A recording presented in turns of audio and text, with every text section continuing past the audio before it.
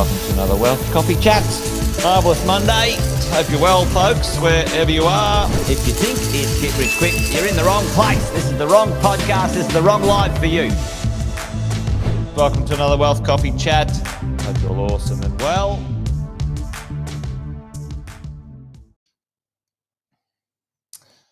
Good morning, everyone. Hope you're well. Get this sorted. The thing won't turn off. Got myself a bit of an issue going on here. Hang on. Come on, you good thing. There we go. Hey, good morning, everyone. Good to see you. Hope you're well. On this terrific Tuesday. Who's a little bit wet. I'm in the GC right now, and it's meant to be always sunny up here, but it's not today. Good to see you, folks. Thanks for joining me this morning. Welcome to another Wealth Coffee Chat. Got a few of the early crew up and at it. Sharon, good morning. Good to see you. Where is JFF? Anyway, hey from Jeff. Jeff, is that you, Jeff? Good morning. Hey, folks. Good to see you here. Let's do the little warm-ups while we get things going, as we always do. You guys know the drill, but if you don't already know, Jason Witten's my name. Most of you know that, though. If you're new and you don't, welcome. Good to see you. Thanks for joining. Fabulous to have you here. Let us know in the chat where you're coming in from. What's the go? How are you traveling when it comes to... yeah, Julie effing Fletcher. Hey, Jules. Good to see you, mate. I should have known that. I was thinking of John F. Kennedy or something like that. Anyway, not sharp enough this morning, Jules. Haven't had enough coffee.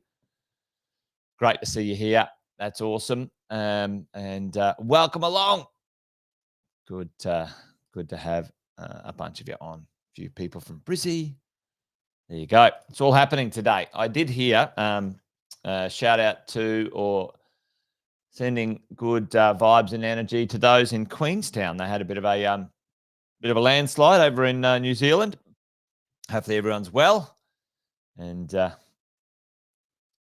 thinking about them.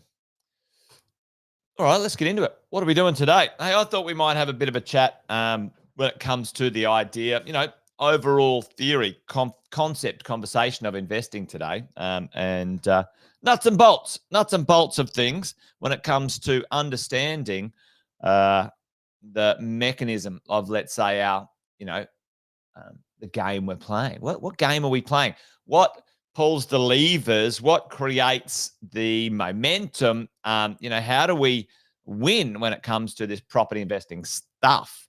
What are the things that we can do to make it go faster? What are the things that we need to do to make sure we, be more efficient, et cetera, et cetera. So wanted to do maybe a bit of a high level look at things today and show you a little model, a little process, that I call the 4 quadrants of property investing. And, it could probably apply to other things as well. But, as a property investor, we want to be able to do a few things when it comes to investing and doing things fast, efficient, and making sure we get momentum is certainly something we need to be able to achieve. So let's go and have a little look at what I'm talking about today maybe share a little bit of this idea, a little bit of this wisdom. The idea that, there's 4 parts to the world of us becoming, us buying enough properties as we go. Right. So what do you think? What do you think the 4 parts are? And I'm trying to sort of not give it away, but chuck it in the chat. What are the 4 bits? And it's more practical, not, emotional or mental at this point in time, but that does play a part sometimes. What are the 4 machinations, the 4 mechanical parts of investing that we need to manage and maintain? What has to happen? What do we need to do? Anyone have a guess? Chuck it in the chat if you think you know what it is. And I'll put it in here. Right. Number 1, finances. Yes. So some of it is. Number 1, income. Right. Income, folks. Unless you've got cash stashed under your pillow, some people do. Maybe it's stashed somewhere else. Unless you've got cash, flash, you need an income, and a pretty good income, to be honest. And you want that income to go up over time, right? Go up over time. And we need to be able to borrow. That's debt, okay? Finances. We need to manage our debts, income and debt, to then purchase some assets which do some things over time, go up in value, give us some income from rent, get us some tax deductions, et cetera, et cetera. And what's the missing piece here? What do we need to manage? We've got some income, we borrowed, we got some debt, we purchased some assets, and there's a piece of this puzzle that we need to make sure we manage. And it's a pain in the backside, but everyone has this exposure in their world of wealth, and that is the taxes. All right. So this is how it works, folks. You manage your income, you buy some assets, we manage the taxes, we manage the debt that feeds back to our income, and we can buy some more assets, get some more tax deductions, feedback, et cetera, et cetera. This is the cycle we manage and play. So let's dive into the detail of that. And I've got a little model here I'm going to show you guys. So what is it? What do we look like here? What does it look like when it comes to our income? All right. The income game, do you have a regular job? PAYG. PAYG. Now, PAYG is if you've been to the bank, and you're trying to borrow money, well, they'll ask you, how do you earn your income? And you'll say, I've got a job. And they'll say, give me your pay slips. And you know what? 9 times out of 10, that's the easiest way to borrow money. Who on the call is not PAYG? I see 1 or 2 business owners on the call today, right? So PAYG, usually the easiest way to borrow money, usually the easiest way, folks. However, the challenge sometimes with PAYG is that it might be a slower way of creating money, let's say, because if you're in business or self-employed, couple self-employed here, if you're in business or you're self-employed, sometimes in the world of increasing your income, that seems to be easier. Now, depend on your skills. Morning, Alison. Depending on your job, depending on your career, so in ease, like PAYG, everyone kind of understands it when it comes to income, self-employed or business owner, a little bit different. And then at some point, some of us, hopefully all of us, will be producing our income from investments. You would be income created from investments. All right. Now, this creates issues and problems over time and opportunities, by the way, if we're growing our portfolio. So your income, what's the number one thing here, folks? The number one thing that can accelerate your wealth in the early days is to do what? Tell me. For you, most of us, yeah. I know, Alison, one day you'll spread your wings, I'm sure, and you'll do something pretty cool like that, I reckon. There's something in the future for you. From what I know, if you set your mind to something, you'll knock it out of the park. Anyway, so for us as investors, the number one thing you can do to accelerate your wealth, accelerate your investing is increase your income, folks. Increase your income. It is the one thing, it's the one thing that you know, sometimes you've got a little bit of control over it, influence, sometimes you've got a lot of control. You increase your income, and then that equals the ability to borrow and buy more assets. Now, we've got to get the deposit and that sort of jazz, but more income equals more wealth.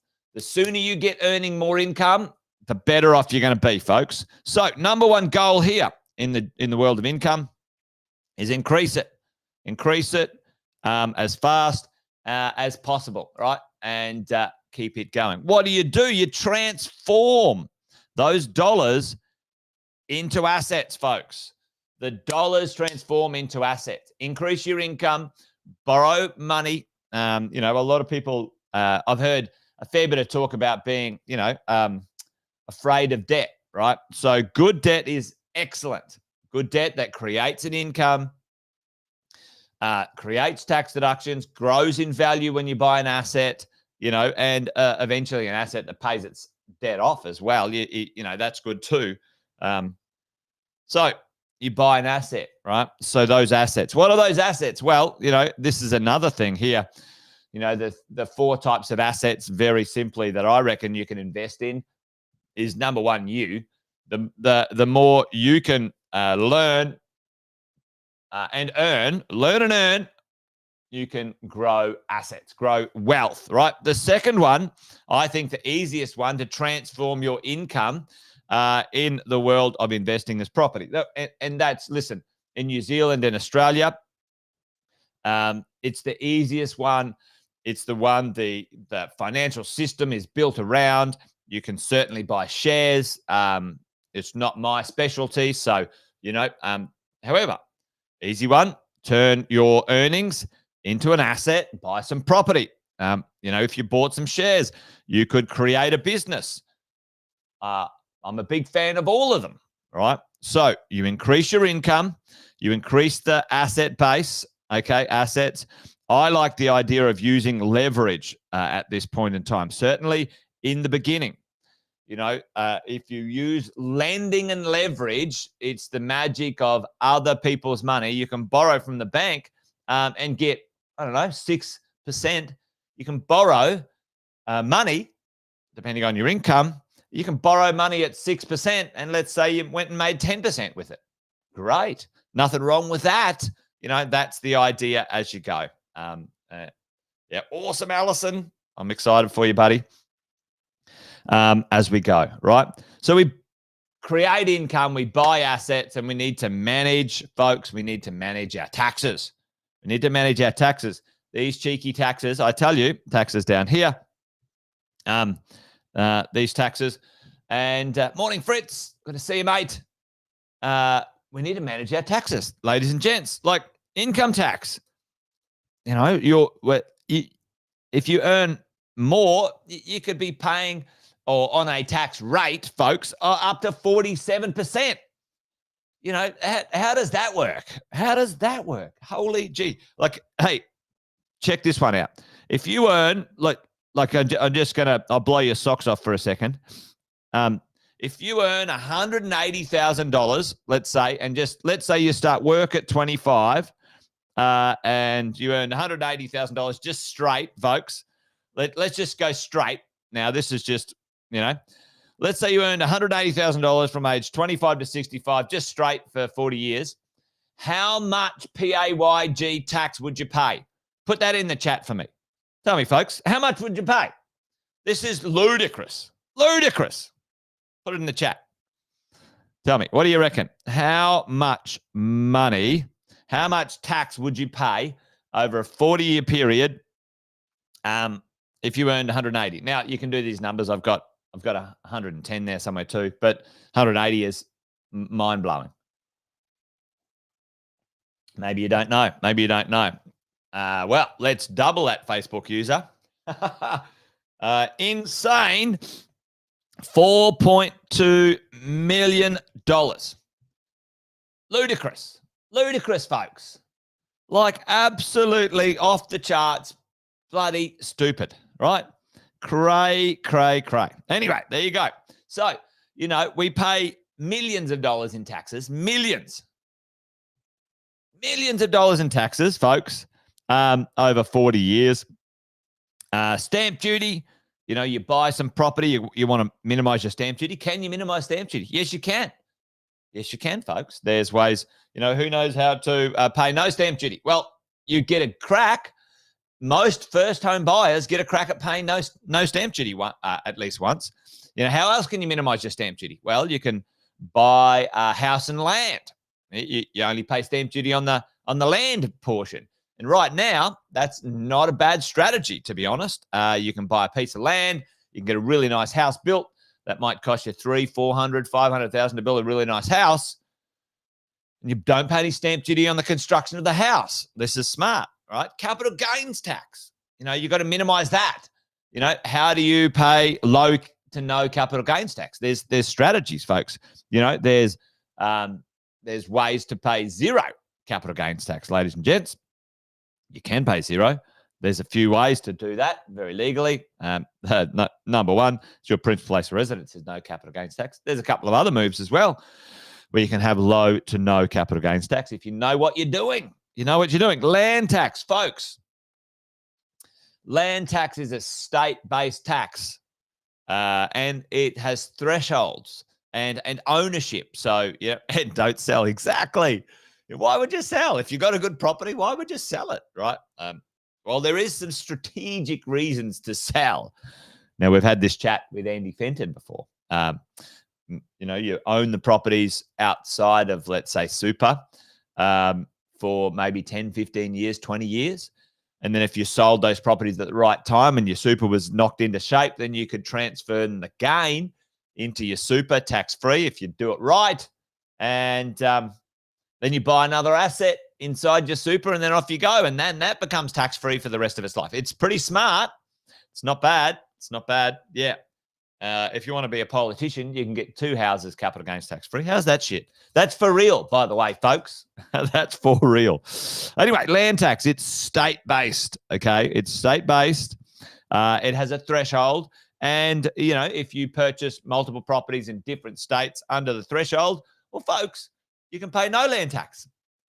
Who likes that idea? Do you like that idea? Would it be better if you had multiple states for diversification and safety, different economies, and paid zero land tax than buying, 5 in your backyard and paying land tax?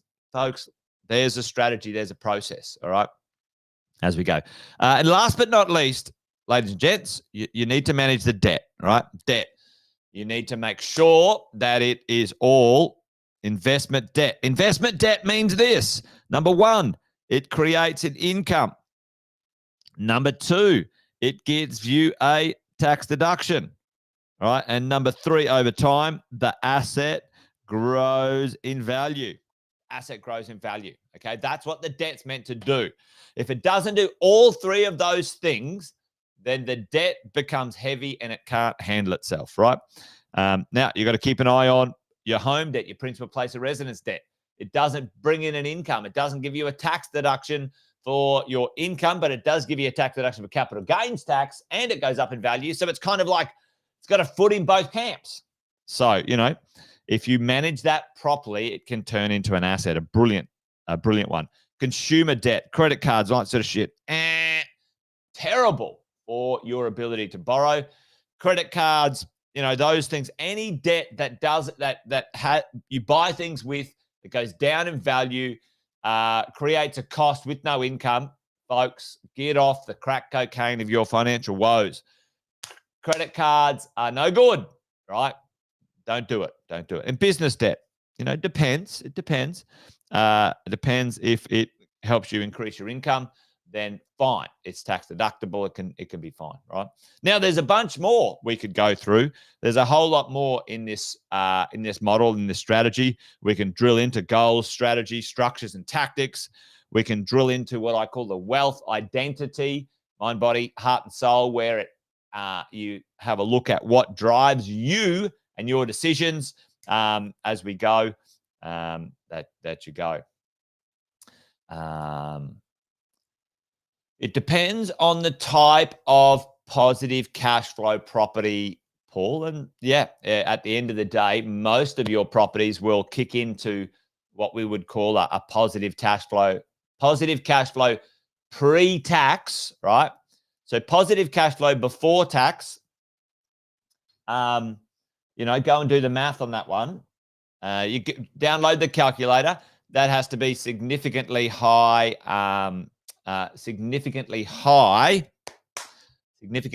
income. The sweet spot, Paul, to be quite honest, is a positive cash flow property after tax.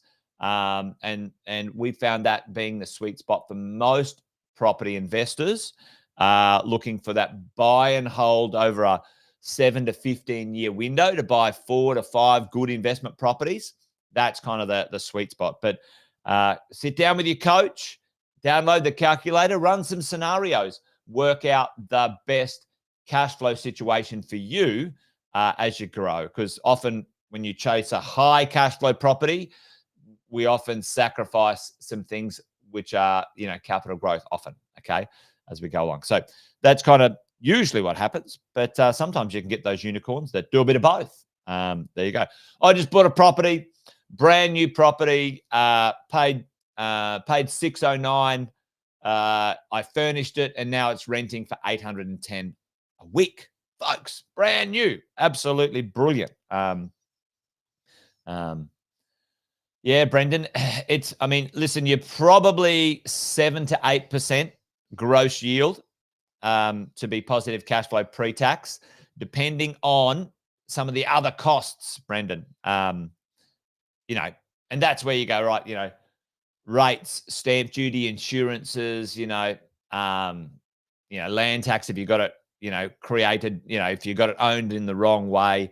There's a few things. If you just think about, Brendan, the interest rate, if your interest rate is 7%, mate, right, you need a full 1% above that to cover the costs. So that's 8%. And then if you want some left over, that'd be 9%. Do you know what I mean? So that's kind of very rough. But listen, folks, download our calculator. It's in the Facebook group, and it's in the Facebook group, and you can knock that into shape. Oh, that's so fantastic. Yeah. Listen, folks, you should be paying your home off, right? And this is the thing. Get rid of the debt on your home, and you could use it as security to acquire more assets. Now, the whole debt is tax deductible, or you can just have your whole home paid off and, get your investments going out there. Well done. So good. So good. That's awesome. That's an amazing achievement. Well done. That's made my day. Yeah. Oh, that's great. All right, folks. That's it. I think I've gone over, but you know what I mean? There's some things we've got to get mastered as investors. We will keep ourselves on track. There you go. All right, folks, that's it from me. You guys know the drill. We can hang out again tomorrow if you're up for it. Wealth Coffee Chats usually kick off at about 10 past 8 each day. Well, that's Queensland time. It's usually 10 past 9 somewhere else. Yeah, if you've got something that's worth me having a bit of a chat about, let me know in the chat, in the comments. I always have a look afterwards. So join me tomorrow if you're up for it. And till then, folks, remember, we've got a couple of sayings around here. You guys know the drill. Buy well, don't sell, unless it's strategic to move your asset from one place to another tax-free. Anyway, that doesn't sound as good, does it? Anyway, there you go. All right, folks, I'm just rambling on now. All right, that's it. Great to see you. Thanks for joining. See you tomorrow. Bye for now.